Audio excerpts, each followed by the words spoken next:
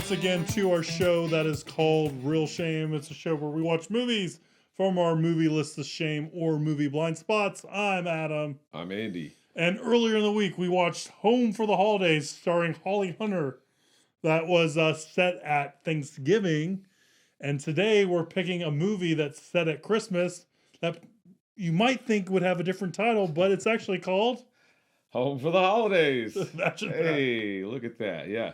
A group of sisters are called to their father's home at Christmastime, only to find out that their new stepmother might be slowly poisoning their father. Sally Field, Jessica Walter, and Julie Harris star in Home for the Holidays. Let's go get a drink before we catch pneumonia. Freddie, you drank enough on the plane to last you through New Year's Eve. Come on, Chris. Help me with the luggage. No, you've been stalling too long. Unless you tell me exactly what this family crisis is, you can drive me back to the airport. Please, Joe. What's wrong, Alex? Is father ill? He's dying. Is that the only reason you made us come back? He is our father. I swore I would never set foot in that house again, not even to have the pleasure of seeing his coffin closed. If he were just dying, I'd say let his new wife bury him. But I couldn't ignore this. What does it say? One line. My wife is slowly poisoning me to death. So Home for the Holidays, and this is a first for our show. This is the first time we're doing a TV movie. That's right. A movie that was made directly for TV, but obviously we watched a version with no commercials. We weren't recreating the experience of seeing this on TV. Although it does have commercial breaks clearly in the movie where it goes to black. Did we watch the TV version or the theatrical version of Earthquake? I think I watched maybe a different longer version or something like that. But yeah, that's because you watched the TV version because it had like the introduction. That's right. I watched the TV version. Yeah, like, you watched the theatrical. Yeah. Sorry. That's true. So this movie aired on Tuesday, 1972, November the 28th, 1972. And no, I don't know automatically that was Tuesday. I had to look it up.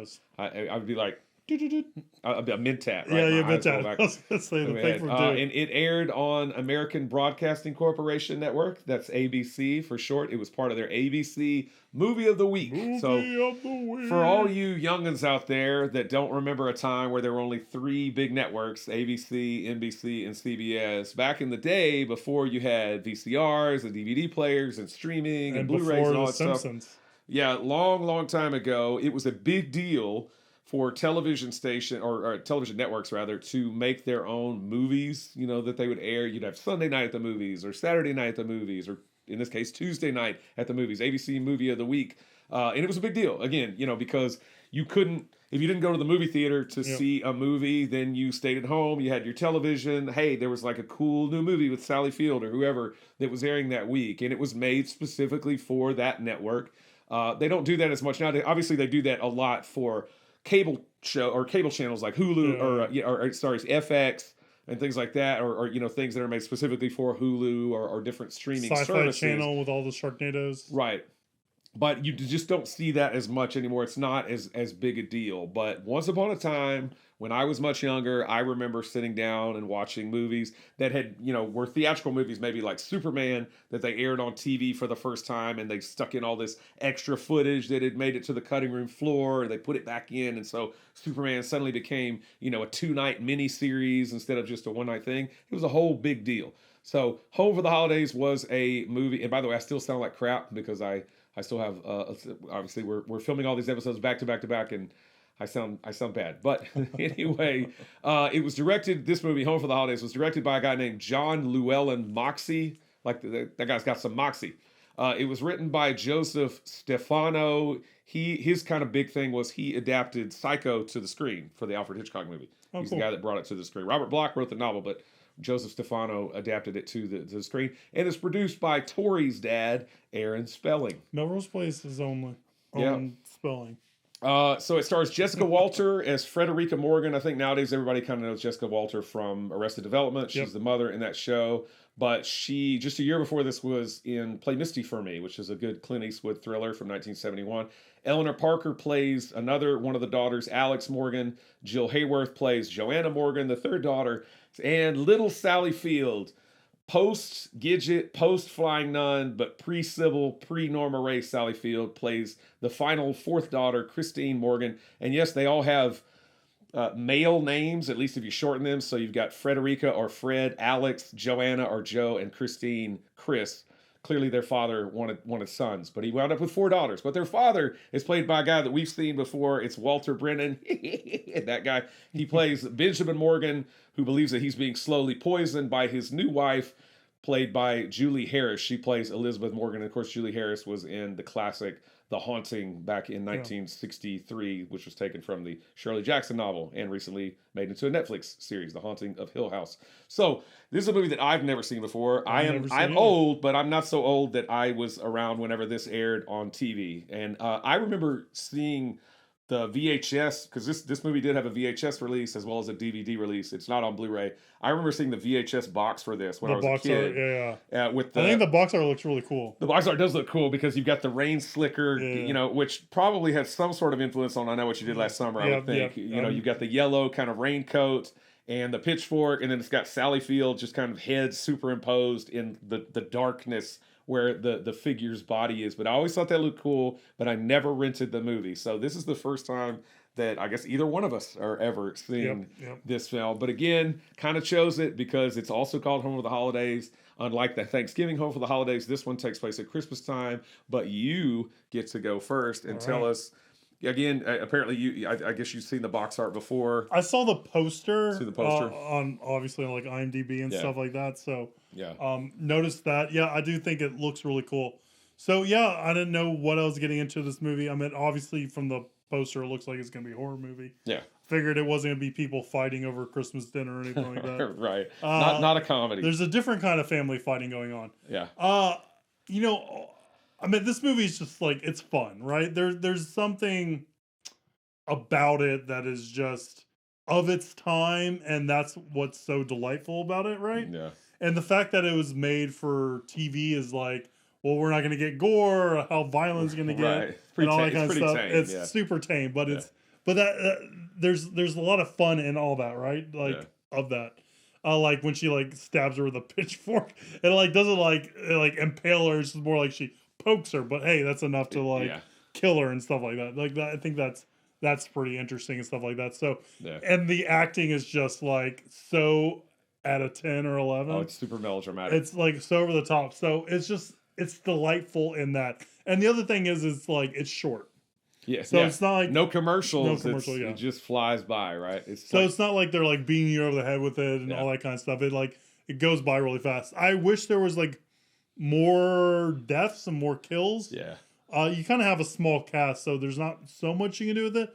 But I kind of wish there was maybe more like of the serial killer doing stuff, maybe like people getting injured or kind of running into it, kind of stuff like that. If I would do it again, I would probably do that a little bit more, like to kind of make it more slashery than it ended up being. But overall, I had fun. It went by super fast, so it was just fun to me. I think I'm 100% in agreement with you on everything that you said. It's a very short movie. I mean, you can watch it on YouTube. Yeah. No commercials. Flies by. You can watch it around Christmas time, around this time, whatever. You're sitting there, you're bored for the holidays. Sit down and watch this old chestnut from 1972, the ABC movie of the week. Yeah, it's super melodramatic, but I think, a lot of TV movies probably were. It's kind of, this is a relic of a bygone era. Yeah. So I think, if you kind of adjust your expectations appropriately, I agree with you. I wish it was, a little more, there was more deaths. You can't really have more gore because it's sanitized and made for TV. It does have a small cast, and another thing about that is I don't think you're going to have a hard time figuring out who the killer is pretty quickly. Because there's just not that many options, right? I mean, and you're expecting like a twist. Yeah. At least I was. Yeah, and maybe that's because we're coming into this movie, almost 50 years later. Yeah, 50. Yeah, just about 50 years. Oh my gosh, that's crazy. Yeah. Almost 50 years later. So maybe we've seen a lot of stuff that kind of take this and run with it. Yeah. So as soon as I think my mom's poison, and it's like, it's Probably not the mom. It's gonna be somebody else. So It's tame, but it flies by. It's cheesy. It's melodramatic. But, pretend it's 1972 and you're sitting down and you're watching this with a big bowl of popcorn. Or maybe get a big bowl of popcorn. TV dinner, Swanson's. Yeah. Heat you up a TV dinner with a tin foil or whatever, Put this on your CRT or put a CRT filter on your big screen. I think actually it'd probably be cool to kind of watch this like that. I mean, right. It's don't expect anything great. Don't expect anything that's just going to knock your socks off. Yeah. I think this is one of those movies that, because I hear people talk about it, or, probably on like IMDb message boards back in the day when they still had such things. People remember this movie fondly if they were alive and were young enough to see it, or maybe old. Maybe they were old when they saw it. I don't know. But they were alive then when it aired and saw it as part of the ABC Movie of the Week and really, really enjoyed it. I know there's definitely TV movies that I saw when I was a kid that I still remember fondly. And if I saw them now, I might be like, oh, that sucks. But I think I think this movie, I've heard about it so much over the years. It might have been a bit hyped up for me, but I don't think it's, again, it's nothing amazing, but it's not going to offend you. And even if it does offend you, it's very quick and it flies by. Yeah, for sure. Yeah. But yeah, there are commercial breaks and stuff like that. So it's kind of funny, and there's zooms, a lot of zooms. I felt like it did a lot with the dad stuff. Yeah, for sure. Yeah. But, it's fun. It's fun. It's fun enough. And you get a young, very young Sally Field running around, and she's just started her graduate degree. That's right. She's just started her graduate degree. But yeah. So all right. So I was going to mention. I actually wrote down a list here. First of all, my voice is cracking. First of all, there is a great book if you like TV movies, especially if you like TV horror movies of the 1970s. There's a really good kind of guide, if you will, to that, called Television Fright Films of the 1970s by David Deal. I have a copy on my Kindle, so I know you can get it digitally. I don't know if you can get like a actual physical hardback copy. Maybe you can, but it's really good, and it goes through and it reviews. They had a review for Home for the Holidays. He reviews all these movies and kind of talks about, production, of them and why they did what they did, et cetera, et cetera. And I can't remember if it was in that book or if it was on IMDb, but I read that. So it's Christmastime, but there's no snow. It's just raining the whole time. And I read either in his book or maybe it was on part of the IMDb trivia that basically they couldn't afford to make fake snow. So it's easier to just make it rain. Yeah. So they just make it rain. And I think it's effective, right? It's different, right? You don't have snow. Everything is just kind of rain. And, the guy, the killer is wearing the rain slicker. Yeah. So, but if you like old TV movies, I was going to say Kino Lorber is doing a really good job of putting out a lot of television movies, not strictly horror television movies, but kind of a mixture. I know recently they put out Betty Davis in Scream Pretty Peggy, Elizabeth Montgomery in The Victim. Shout Factory's gotten into the game. They put out Someone's Watching Me, which was a John Carpenter TV movie starring Lauren Hutton, which is pretty cool. Wes Craven had a TV movie called Summer of Fear, starring Linda Blair, also known as Stranger in Our House. I think Shout Factory also put that out. Night Terror was put out by Kino Lorber. The Two Worlds of Jenny Logan and Pray for the Wildcats. I think all those maybe Kino Lorber. So it's cool stuff. I wrote down, they need to put out Something Evil. We're going to send this to you, Kino Lorber. So Something Evil is a Steven Spielberg TV movie that has not seen a Blu-ray release. I don't know if it has a DVD one. Obviously Duel, which is a TV movie he did, has all kinds of releases, DVD, Blu-ray, whatever. But Something Evil, which I've never seen, Steven Spielberg, get on that.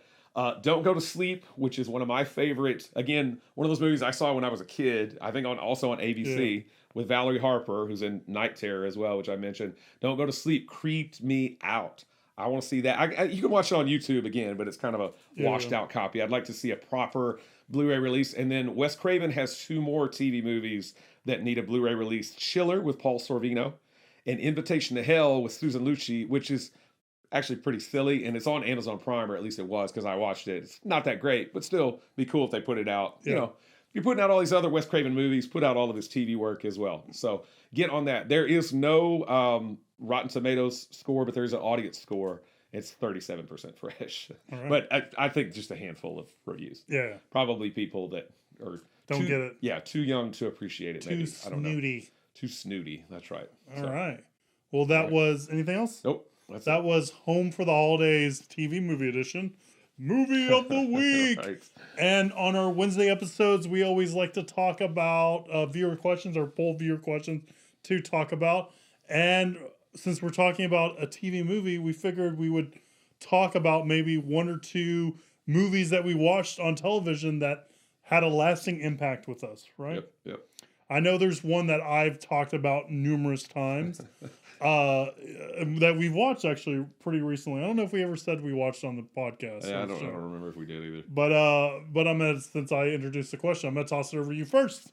Do you have one that comes to mind that you would like to talk about as a TV movie that has stuck with you? Yeah, so going along the lines of what I was just talking about, I would say, well, first of all, I know I didn't mention this, but Kino Lorber has put out the Kolchak the Night Stalker TV series. Yes. But Kolchak also had two just standalone TV movies that they put out. Those are very cool. I didn't see those again when they aired. I saw them later, but I think those are cool. But the movie that I just mentioned, Don't Go to Sleep, movie that I saw in the early, I think it was 82 or 83, early 80s on, I believe, ABC.